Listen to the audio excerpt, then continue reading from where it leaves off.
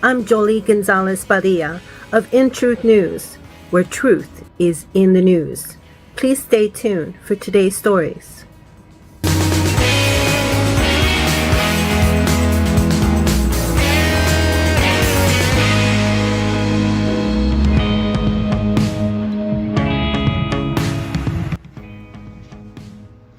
Check out this story from Florida.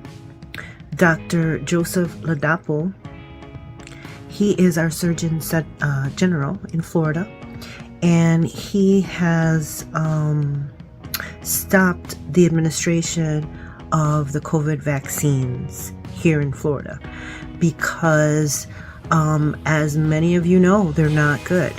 And, still so many places around the country are still supporting that demonic agenda. But he has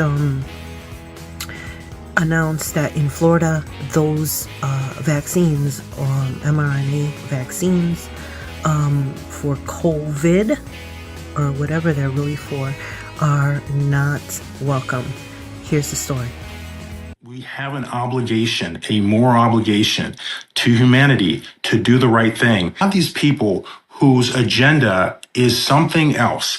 It's not for the health and benefit of other human beings. And it's not hard to tell that they are not honest. And certainly people are voting with their feet, and very few people, thanks be to the Lord, are putting this junk in their bodies. This is not complicated stuff. Human genome is absolutely, positively sacrosanct.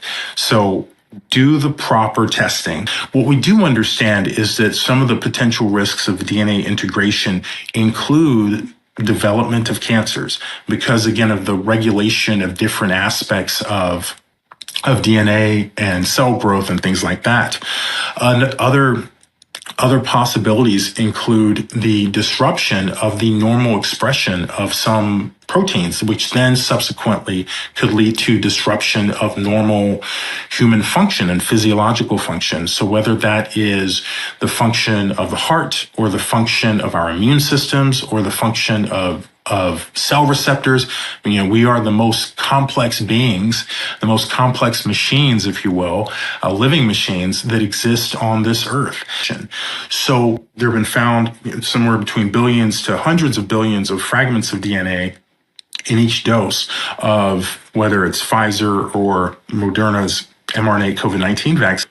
In addition, there's a laboratory that has posted information. There's some data around this particular region of DNA being able to move into cell nucleuses. So cell nucleuses house our DNA, being able to move into them in a preferential manner. So that speaks to certainly theoretical risk that is higher than the risk associated with other pieces of DNA. Hey, I wanted to share a little bit with you with what's going on with our Homeland Security Secretary Alejandro Mayorkas and his impeachment hearings. Some of what's going on is not being shared with you on mainstream media. And if you're still watching mainstream media, please, oh God, I'm praying for you.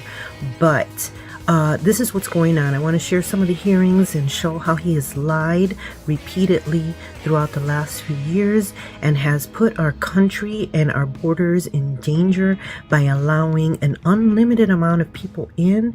And just, to me, we are being invaded at that border, and he is the welcome wagon for these people to come here, and God only knows what their agenda is, since most of them happen to be military-aged men, and this has been going on for 3+ years. Lord help us. Remove this man from office. Remove all these ungodly people from office. Check it out. The Secretary has abused his authority and put Americans at risk.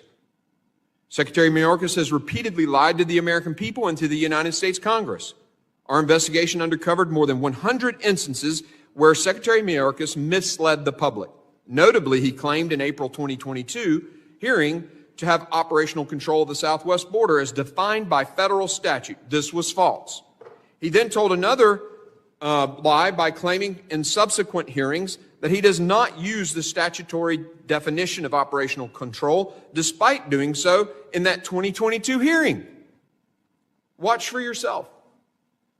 Will you testify under oath right now? Do we have operational control, yes or no? Yes, we do. And we have operational control of the borders. Yes, we do. And Congressman, we are working to... Listen what operational control defined. In this section, the term operational control means the prevention of all unlawful entries into the United States, including entries by terrorists, other unlawful aliens, instruments of terrorism, narcotics, and other contraband. Do you stand behind your testimony that we have operational control in light of this definition? I do. And Congressman, I think the Secretary of Homeland Security would have said the same thing in 2020 and in 2019. That's the definition of Based operational upon the control. definition you have, sir, up there, no. We don't have operational control. No, sir. With respect to the definition of operational control, I do not use the definition that appears in the Secure Fence Act. Do you admit that your policies have led the country farther away from operational control of the border as defined by the Congress? Congressman, no, I do not. If you will recall when you testified here in front of me when I asked that question, when you very clearly stated, we do have operational control. When presented with the actual definition of operational control, you didn't hesitate. You said, I do. And you, in fact, then referred back and said, I believe that my predecessors would have said the same thing. You looked straight at the American people, straight at me, straight at every person on this committee, and said, we have operational control. Why? Congressman, 2 points. One, you did not let me complete my answer. Two. Hold on. Or give me your second point. Go ahead.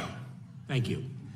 Two, the Secure Fence Act defines operational control as not a single individual crosses the border. I'm aware. I read it, and I read it to you, and you read it, and in fact, you said, I do. You didn't hesitate. You didn't say, I do. I need to explain what I mean by I do. You said, I do, over and over again. Secretary Mayorkas told this very committee in September 2021, and I quote, the border is no less secure than it was previously, end quote. CBP recorded more than 192,000 encounters at our border that month alone, compared to around 58,000 the prior September. It was clear the border was not secure, so why did he mislead Congress? So I don't know how many of you have heard the new campaign for Nikki Haley. It actually was created by Dr. Rand Paul, I believe, because that's the first time I heard it. Anyway, it is, check it out, #NeverNikki. Or you can also visit the website, nevernikki.com. So educate yourself. But listen to what she says here. Illegal immigrants are not criminals. Okay? This is what she's saying. Breaking the law makes you a criminal, in case you don't know that. And if you're running for president, you should know that. Let's keep in mind, these people that are wanting to come here, they want to come for a better life too.